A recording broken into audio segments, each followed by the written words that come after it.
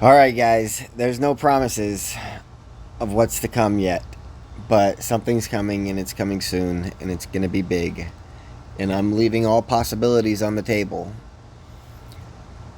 And any way that it goes, it will end with a large number of people, at least 10,000 people, willing to claim myself as their God. Now, I see the way through the scriptures and through the prophets and through something called exaltation of how I can earn the powers of Jesus. And it doesn't require money, not a single dollar. And so I've just totally walked away from money. Like, outside of going to work so I can survive, I just don't think about money anymore. But the other day I did have a small feeling that MULN might actually squeeze.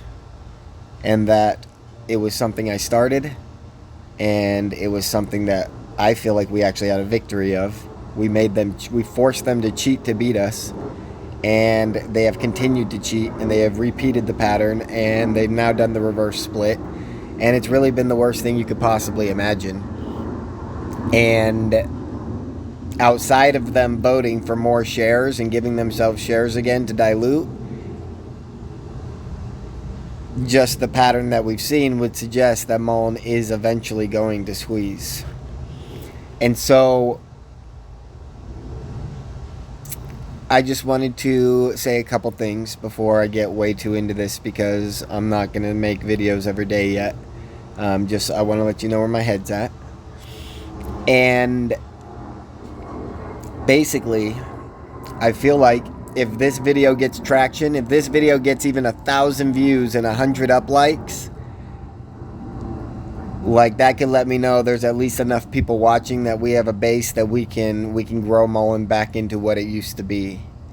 And the only way that, like, I'm willing to do this is if I do decide to push MULN again, then everyone who's coming to my channel and liking is saying in the comments on every single video, if they vote themselves more shares again, we will throw all of our money into a lawsuit.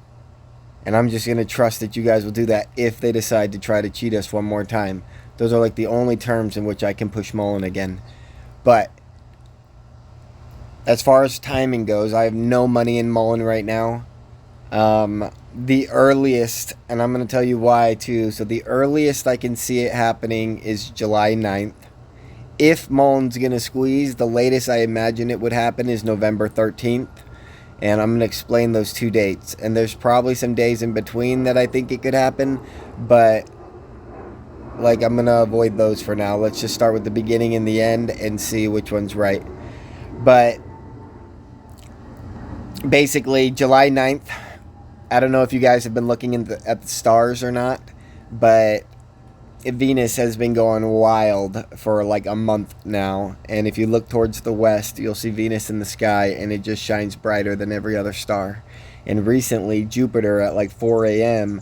in the east has started to shine really, really bright. And sometimes Jupiter and Venus end up right next to each other. And 2,000 years ago, when the Star of Bethlehem happened, a lot of scientists claim that it was Venus and Jupiter repeating the pattern that it looks like they're about to repeat right now. And so it says that Venus is supposed to be brightest, like it's been getting brighter and brighter every day for a month, and it's supposed to get brightest on July 9th. And there's a part in the book of Revelations where it says, he who overcomes, I will grant the morning star. And if you look up the nickname of Venus, it says the morning star. And so as I look up to Venus and I see it shining so brightly, I think of it as the morning star, and I think of it as a blessing that's been granted to me to give me faith and courage to continue down the path that I've chosen. And so July 9th, something amazing could happen for sure. But then, if not then, November 13th. And that's because basically in chapter 12 of Revelations, there's a period of scripture that goes over the stars in heaven and how they'll align and all these different things. And there was a scholar, a Christian scholar, that in 2011 that discovered what the sign meant, and thousands of people tried to review it and debunk it, and everyone agreed, like, if there's anything that we can point to, it's got to be this. And it's supposed to only happen once every 80 million, 1 out of 80 million possible, like, the chance of it happening in a single day perfectly as predicted is 1 in 80 million. And like the Bible suggests that we've only been alive for 6,000 years, and that is roughly 770,000 days. And so if you use the tools of NASA and whatnot, Stellarium, you can go back and look at the stars' positions for thousands of years. And a lot of people tried to claim that this sign has happened maybe 7 times in the last 7 years, and maybe it has, maybe it hasn't. But if you look closely, there's a few discrepancies between a lot of the ones they're claiming when the sign happened versus the 2 times it actually happened.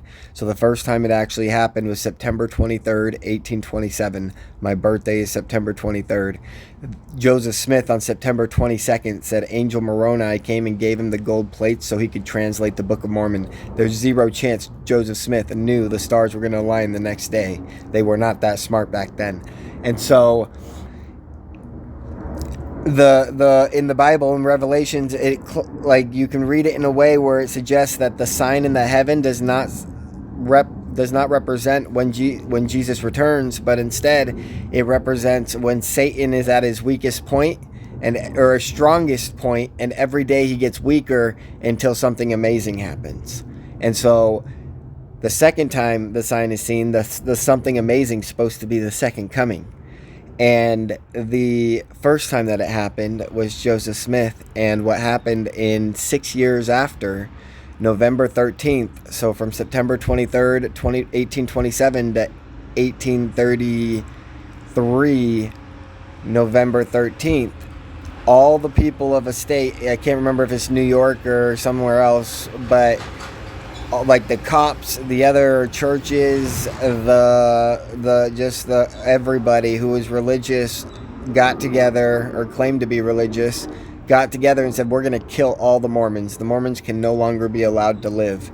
And they were already been killing Mormons constantly. Like, that's what they do for pastime. But this time they were going to eradicate the Mormons. And the greatest meteor shower ever seen in the skies was witnessed that night. And there's like writings of the people that wanted to kill the Mormons that said they feared God and they thought it was a sign from God that they should no longer pursue that. So that's pretty powerful. And so that was the story of the first sign. And now the second sign, we have yet to see the miracle.